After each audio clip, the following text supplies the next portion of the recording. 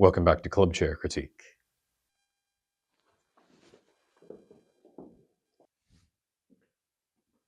We've emerged from the Elden Ring tunnel.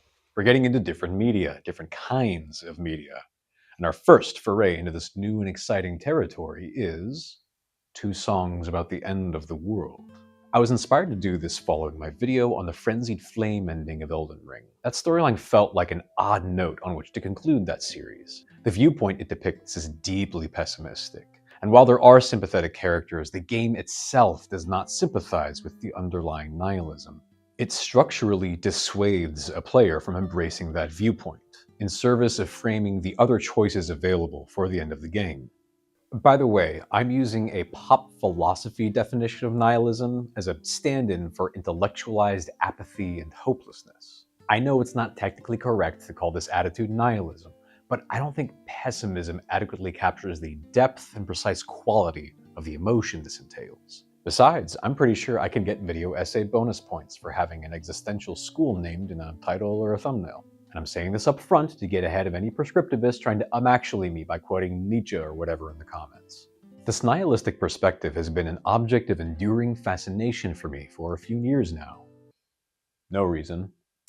And I wanted to interrogate it via 2 songs that don't just depict this nihilism, but sympathize with it. All Eyes on Me by Bo Burnham and Golgotha Compendium 5th Temple by Eidola. These are both songs that affected me deeply when I first heard them, and they still do. I'm interested in why that is, what it can tell us about nihilism, apathy, and hard times. We'll start with the song most of you are likely already familiar with.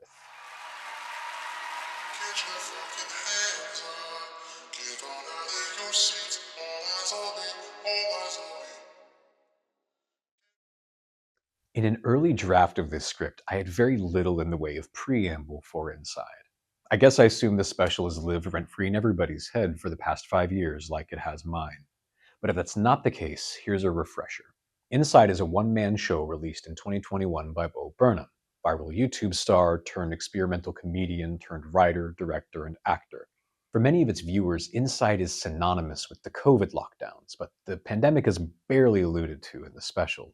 It haunts the material but is not its chief focus. The skits and songs address a variety of topics.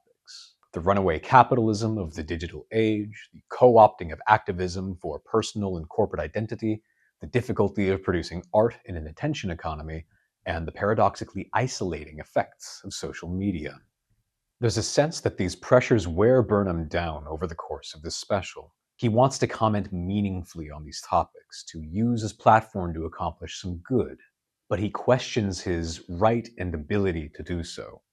He's just some comedian, and he's very conscious of his inability to speak to the full picture on topics of oppression and inequality. I'm a special kind of white guy. Others have smarter things to say about the white liberal limitations of this special's point of view. I'll link a couple popular examples below, and I encourage others to share more examples if you have them. In the special's second act, we enter a sort of nightmare sequence. The songs focus increasingly on Burnham's declining mental health as the creation of the special takes its toll on him, and the comedy fades from the songs almost entirely by the time we get Welcome to the Internet. I cannot overstate how much of a gut punch this was the first time I watched Inside.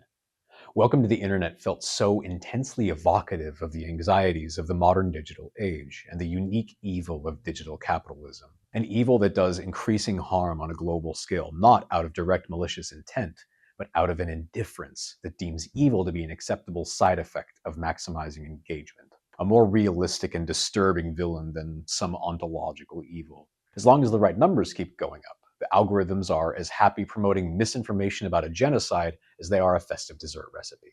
This is the emotional territory we're playing in before Burnham clobbers us with All Eyes on Me. The song starts during this uncomfortable moment with Burnham and his camera sitting in front of the same mirror where he started the special. The passage of time is evident in his unkempt hair and beard. His eyes are bloodshot, his voice is raw.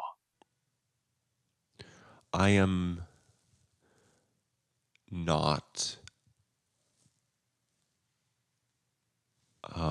well. He begins to sob and the camera slowly zooms in on itself. the void of its lens growing to fill the screen and eclipsing the creator himself. The backing synth bass for the track starts as Burnham addresses a crowd in pitch-shifted voiceover. The crowd noise is another ominous callback to the beginning of the special. In the song Comedy, Burnham pauses playing piano to cue a laugh track as a gag, underlining his absurd performance for the camera. What the f*** is going on?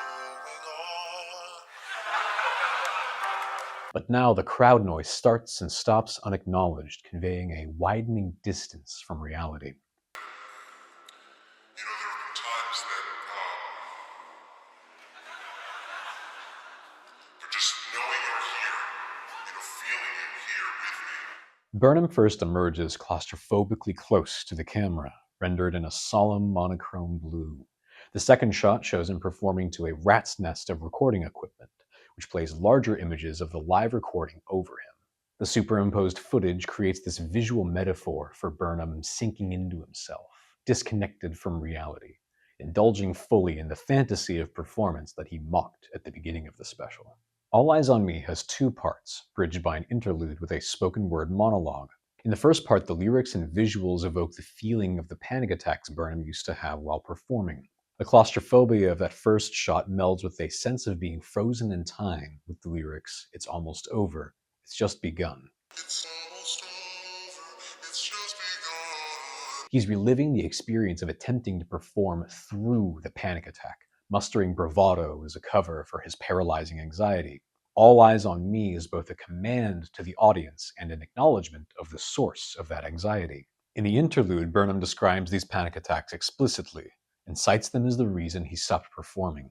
But just when he is recovered and he's ready to perform again, The funniest thing happened. there's a reason the pandemic is referenced here and few other places in the special. A central theme of Inside is the insidious trend of digital capitalism insinuating itself in every aspect of our lives to monetize our every base emotion and impulse. It replaces real, meaningful interactions with poor facsimiles that are as paradoxically addictive as they are unfulfilling.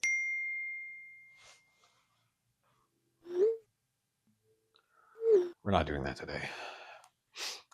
Burnham conveys this phenomenon in several songs and skits, and he expresses clear disgust with this trend. Maybe the flattening of the entire subjective human experience into a lifeless exchange of value that benefits nobody except for, a handful of bug-eyed salamanders in Silicon Valley. Maybe that as a way of life forever. Maybe that's not good.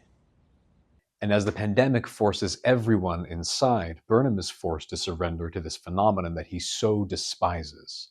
He cannot perform, and so he uses technology to simulate performance, to express himself to an audience of recording equipment. Performance is not just a means of expression and escapism for him, but a way for him to try to communicate something meaningful about the digital age, to galvanize a generation that is understandably pessimistic about the future. I wanna help to leave this world better than I found it. And I fear that comedy won't help, and the fear is not unfounded. But now, this message must be mediated by the very technology and corporate entities he is trying to criticize, and he loses the human connection that makes performance fulfilling. The distress of this moment boils over in the transition to the song's second half, where Burnham delivers the most devastating lyrics in the entire special. You say the ocean's rising like I give a shit. You say the whole world's ending, honey, it's already there. You're not gonna slow it, heaven knows you try. Got it good, now get inside. The crisis that Burnham is experiencing is writ large here to a broader sense of hopelessness about the future. The weight of his personal tragedy compounds with his anxieties about global crises, and he breaks under that weight. The song's second half is a bitter surrender to these anxieties, a mirror of the first half, but intensified. More images of Burnham pile atop each other, and more pitch-shifted harmonies are added, escalating the audio-visual metaphor of Burnham sinking into his own despair. The camera's battery changes from full to empty instantly, mirroring the frozen time quality of the lyrics. It's almost over, it's just begun. The repetition of the lyrics from the first half conveys the sense that Burnham is trapped, unable to escape confinement, be it from personal anxiety or global calamity. And in response, he surrenders to the fantasy of performance mediated by technology. The fantasy is briefly broken in a moment of rage toward the end of the song, where Burnham commands the camera to get up, get up. I'm talking to you, get the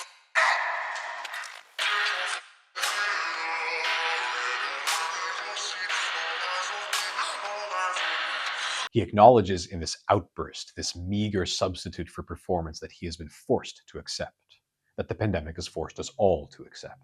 The tragedy here is not that COVID caused this phenomenon, it only accelerated it. In Burnham's view, this is the sole logical endpoint of these pressures. It's just happening faster now, and he is forced to participate with the rest of us, powerless to do anything but give in.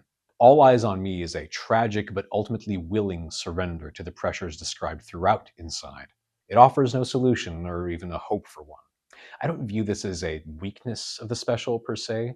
It's a potent expression of dread and a keen diagnosis of its causes, observations on the trajectory of art, activism, and culture itself in the digital age. Trying to capture a solution to an unresolved problem would be disingenuous at best. That said, there is certainly a criticism to be made about the note that the special ends on. We're going to put a pin in that to talk about a song with a similar point of view on the world in the digital age, with a very different lens.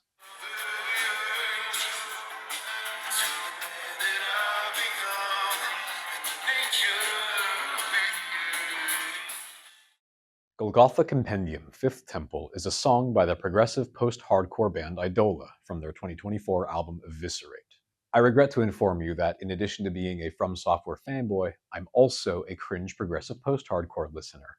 Sorry if that cuts against the whole aging millennial softboy thing I usually give.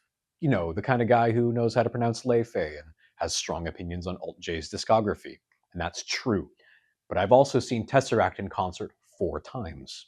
Manhood's a spectrum, you know? If you can't handle me at my Eidola, you don't deserve me at my Eusexua. Eidola's albums share an overarching narrative about a cyclic journey in search of spiritual transcendence, couched in references to a variety of global religious traditions, chiefly the Abrahamic and Buddhist faiths, but also including references to Hinduism, Taoism, and Sikhism, among others. The protagonist's name is it's Samsara.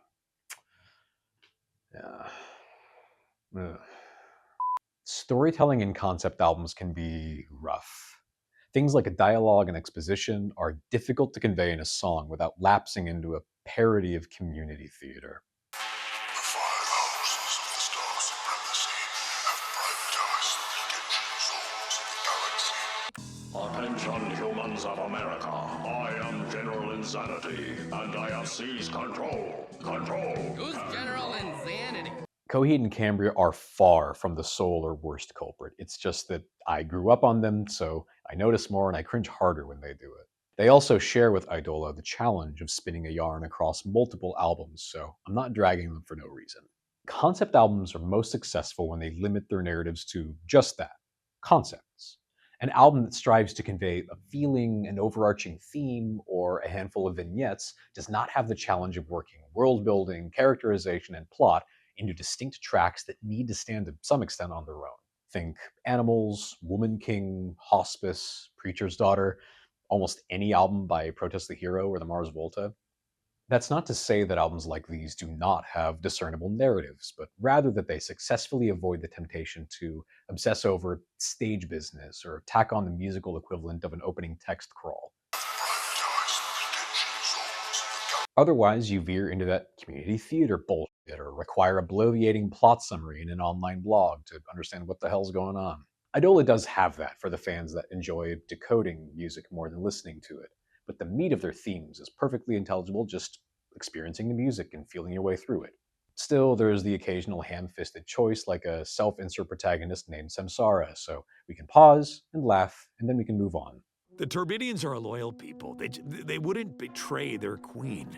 Unless They were working for Queen Darnisa, who gave them a potion that would counteract the effects of the elixir of failed remembrance so they could bring the secret knowledge from the cave back to her and then establish Newtopia as a vassal state to the Craterman Kingdom!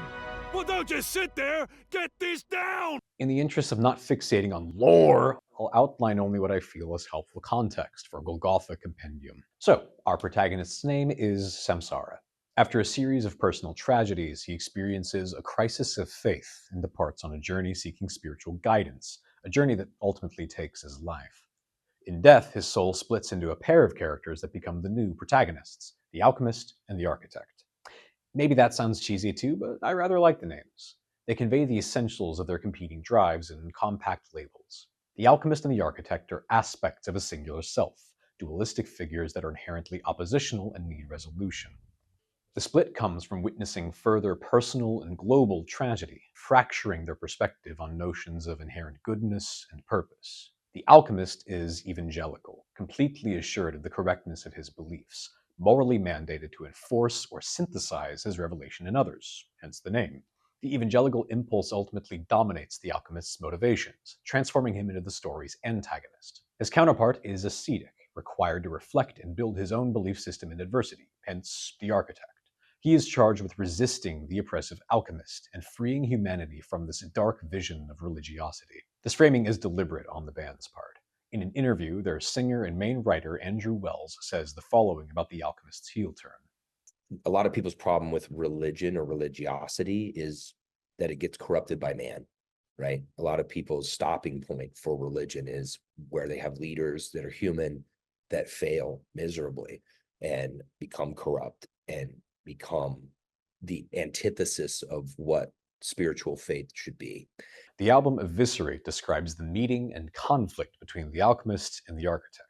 Its cover depicts the alchemist in his full villainous glory. Wait a minute. That looks familiar. Where have I seen that before?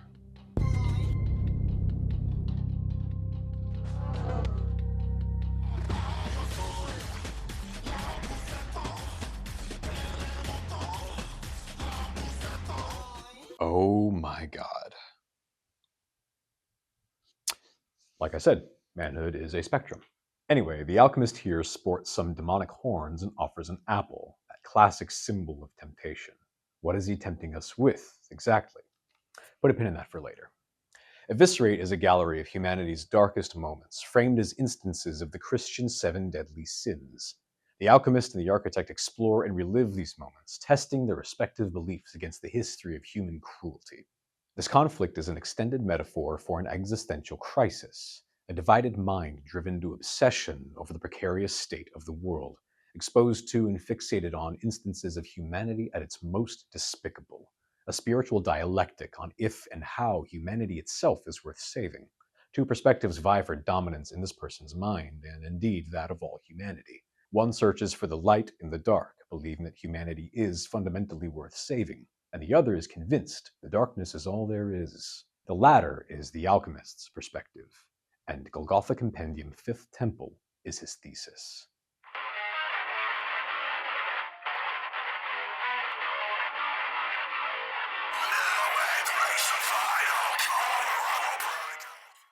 Discussing a song subtitled Fifth Temple might feel like omitting some vital context, but you don't need a full summary of the Temple series to feel the emotive force of this song. The Temple series spans Eidola's discography and covers themes of religious schisms and how differences in dogma might be transcended and reconciled. Golgotha Compendium presents a decidedly negative view on this topic, in which these divisions are only widened by forces causing the world to spin out of control. You might imagine that a song about the end of the world in a spiritual context would employ some violent or horrific imagery, and based on the tone of the song, that would seem to be the case.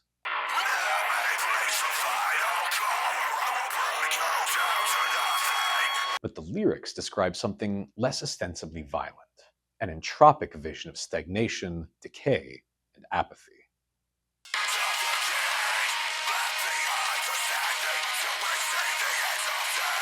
Entropy is a prominent motif in Eidola's music.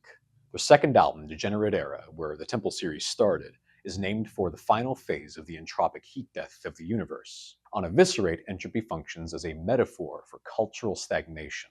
In the earlier track, No Weapon Formed Shall Prosper, Wells admonishes his generation for being, quote, spineless, capricious pigs, and then beseeches the listener.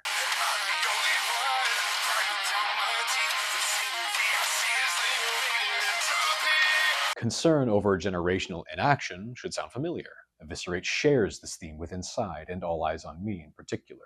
Golgotha Compendium itself evokes entropy in its strikingly disordered structure. The lyrics don't coalesce into a stable rhyme scheme until 2 minutes into the song, and in that time there's no discernible verse or chorus. There are a couple repeating sections, but they are uneven in length or otherwise unbalanced. For example, in the second of these repeating sections, an extra line from the first section is repeated, and incidentally, it is one of the hardest lines that's ever been written.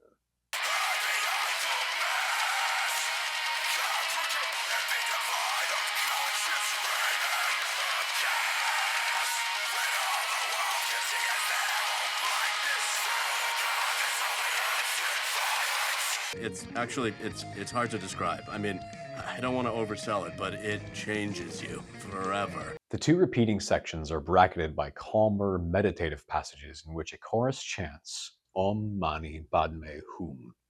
This is a famous Buddhist mantra, and as such is tricky to translate and open to interpretation. Genius Lyrics tells me it means praise to the jewel in the lotus, which feels appropriate. The lotus is another motif in Eidola's discography, a symbol of transcendence and revelation evoked by the flowering bud emerging from stagnant water. The first chant section also includes sampled audio of Alan Watts. Go ahead and stamp that on your prog rock bingo card. This particular sample talks about semiotics, the study of symbols and language, and observes an inherent pitfall in the use of symbols. Watts points out that they're a necessary function of human society, but our brains can't help but conflate them with the reality they represent. Oh my God.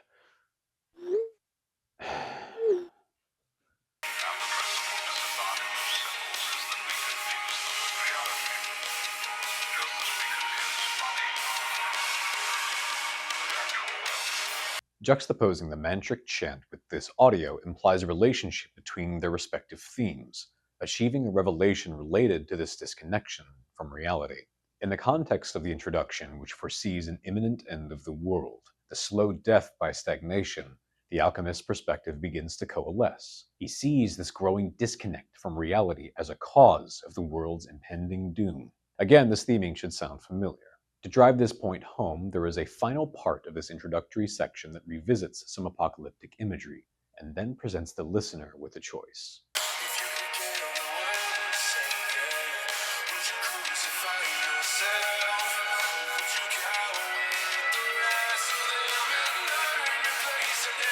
The reference to crucifixion is especially meaningful, given that the song's title references the place where Jesus was reputedly crucified, Golgotha.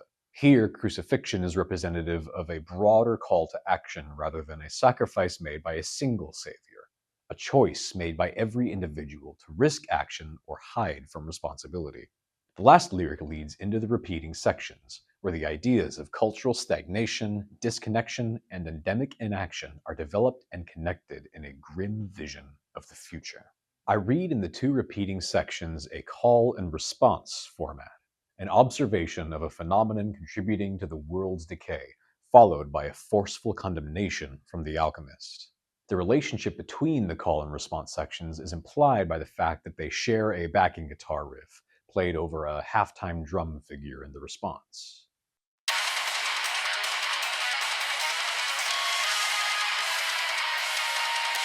The first call goes,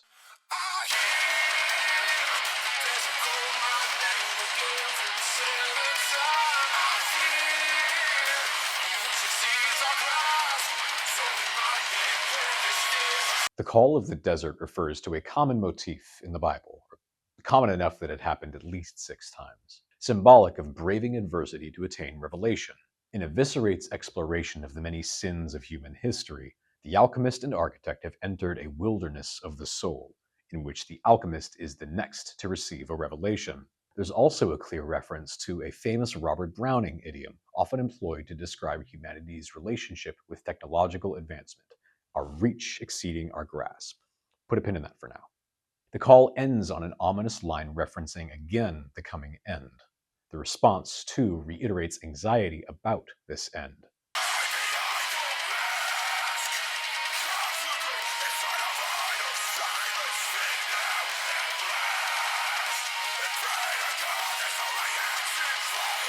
This is another condemnation of inaction, of a silent, impotent fuming at the state of the world instead of decisive action. When the target of the alchemist's vitriol speaks out at last, it is too late, and violence is preferable to what is likely to come, referring again to cultural stagnation. The repeated references convey the extent to which this preoccupation haunts the alchemist, and its relationship to disconnection is coming into focus with these references to technology and inaction, which are developed further in the second call.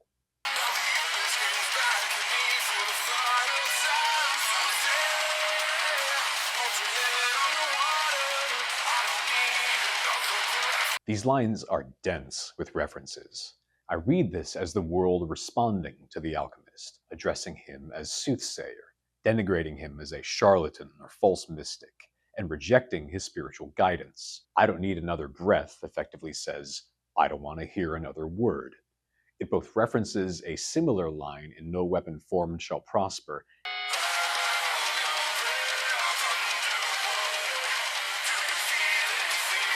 and connects the watery imagery of the lotus mantra.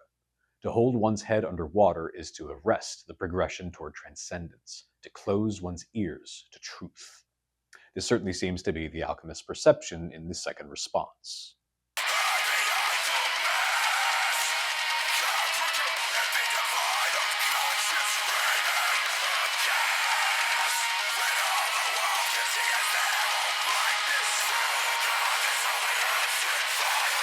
Note again the additional line that unbalances this response from the first one.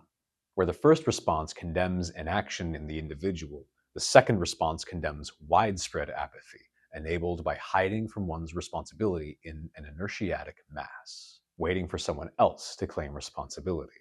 There's an obvious religious connotation to mass as well, calling out the hypocrisy of those faithful that worship together but take no action supporting their beliefs.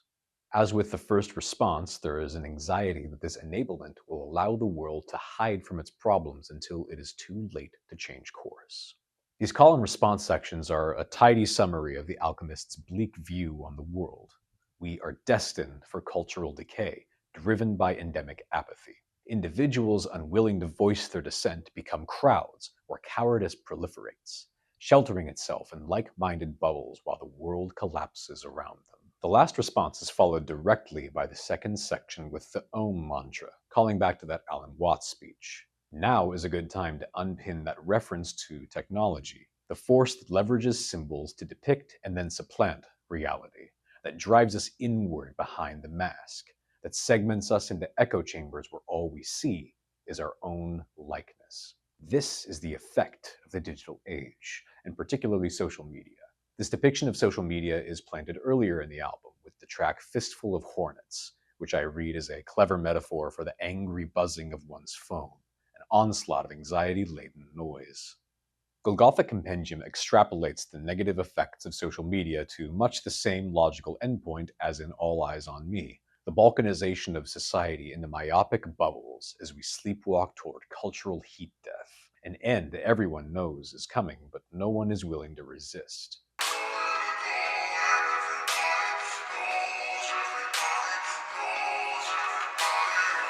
The alchemist's reaction to this realization is also similar to Burnham's, as he expresses a sense of personal failure to prevent this outcome, and ultimate futility to his spiritual journey.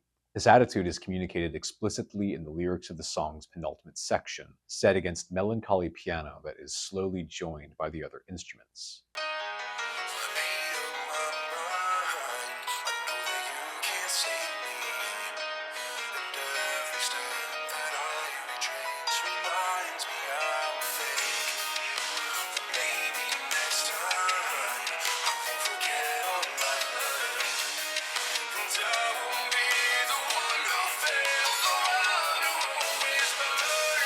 It is this final realization that pushes the alchemist over the edge.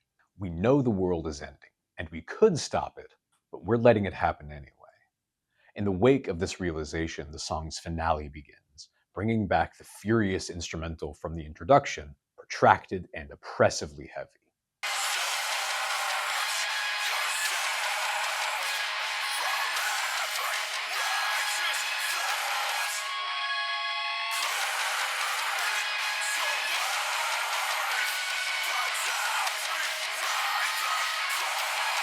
The alchemist, overcome with despair over humanity's willful apathy, kills himself in a final, spiteful act.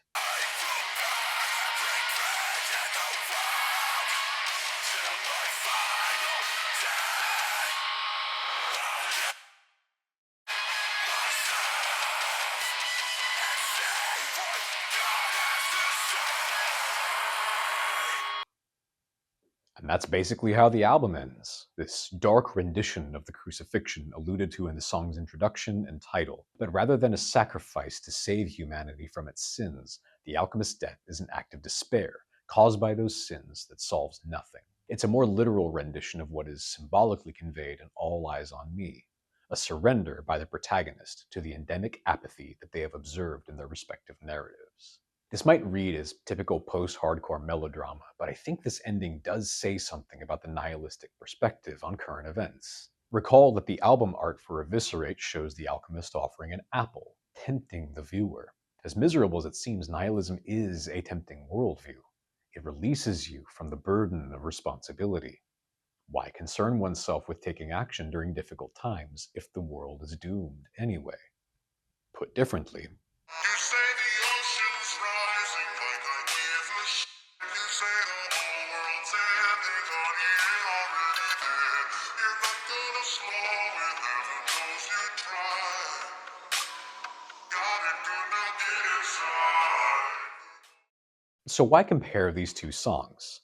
Yeah, they share anxieties about cultural stagnation in the digital age and basically agree on its causes and effects, and they arrive at much the same place emotionally. They differ greatly stylistically, however, which contributes to a crucial difference in framing these perspectives. Golgotha Compendium, like All Eyes on Me, acknowledges and sympathizes with the pressures that drive one to nihilism through its portrayal of the alchemist's rage and despair. But the alchemist represents only one part of the psyche, one of two reactions to adversity in Eidola's story, which implies a choice that is absent from All Eyes on Me. In that sense, Golgotha Compendium functions as a cautionary tale, illustrating the self-annihilating destiny of nihilism and hinting at an alternative. The final track on Eviscerate is titled Ecclesiastes, The Burden of Hope, a somber piano instrumental mourning the loss of those who succumb to nihilism and acknowledging the difficulty of maintaining hope in desperate times.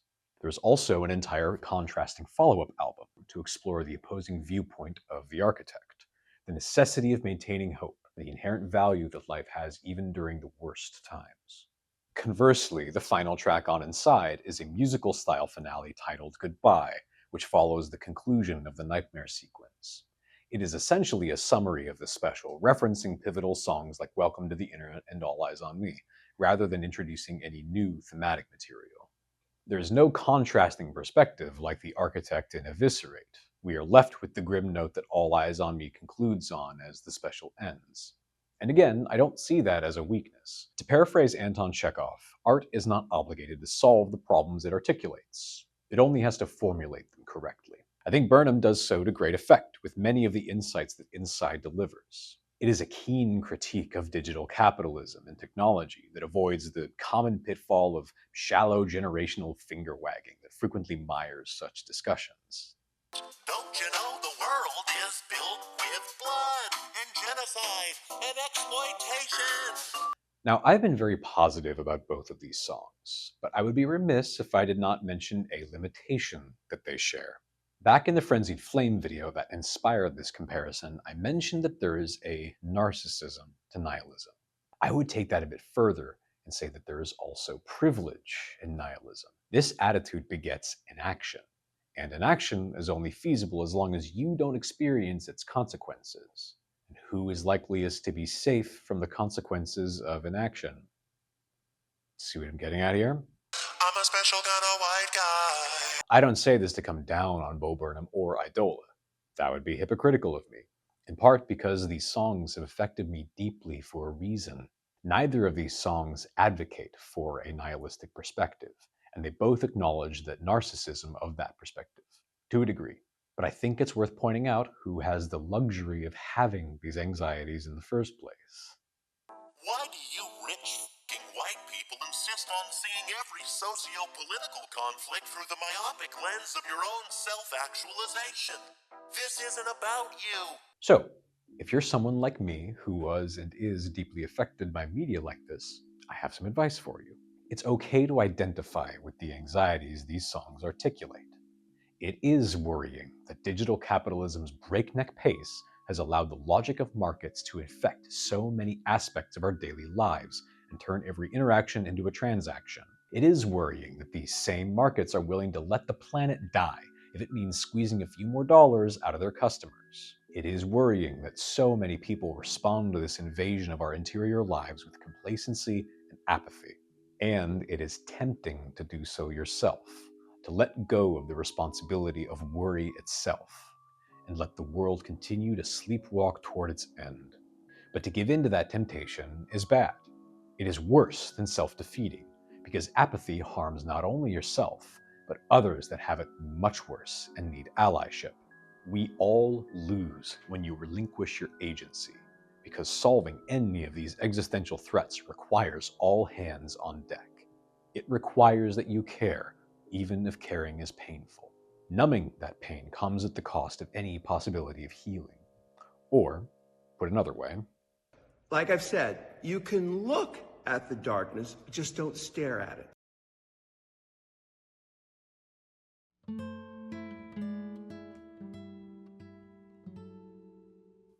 we have a Patreon. Club Chair Critique has graduated from financially ruinous pastime to financially ruinous side hustle. More planning and research and budget has gone into each of these videos we've just shot than those in our first run, and I do hope it shows. I would like to continue doing so for as long as you all find these video essays entertaining, which will require some additional resources. If you enjoy what we do here at Club Chair Critique and you're possessed of some dollars you'd like to invest in our continued existence, please do consider joining. Thank you to everyone who has watched so far for making this channel possible. I'm very excited for you all to see what we've got cooking.